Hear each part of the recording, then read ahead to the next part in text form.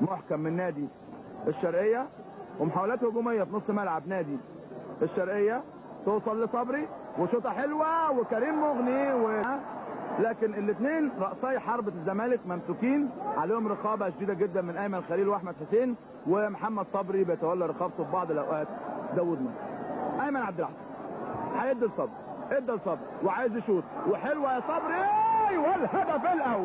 والهدف الاول محمد صبري بيكلل جهوده على مدى الاسابيع الخمسة الماضية بهدف في مرمى الشرقية في الدقيقة 36. محمد صبري الدقيقة 36 يتقدم بالهدف الاول لنادي الزمالك. اتشاطت في نص الجون بالظبط، خدعت كريم مغني وجت في العارضة ونزلت تبقى الهدف الاول لنادي الزمالك. ادي ايمن عبد العزيز محور اداء نادي الزمالك مع الكونس دي صبري النجم هذا الموسم الاول في صفوف الزمالك.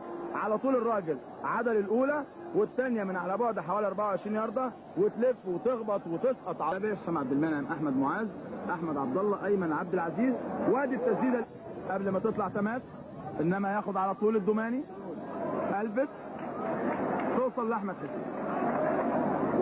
عمرو الحديد ياخد احمد عبد الله وبعد الشوط الثاني بنشاط وحطها لصبري وتاني لعبد الله، والهدف الثاني صناعه محمد صبري وتسجيل احمد عبد الله. لسه بقول لكم بادي الشوط الثاني بنشاط احمد عبد الله، شاط اثنين، واحده انقذها كريم مغني وواحده جت جنب القائم الشمال، والهدف الثاني تمرير اثنين بقى صانع اللعب والنجم المتالق محمد صبري نجم نادي الزمالك. 2 للزمالك لا شيء للشرقيه، ويقترب استبريت الزمالك من تخطي محطة الشرقية.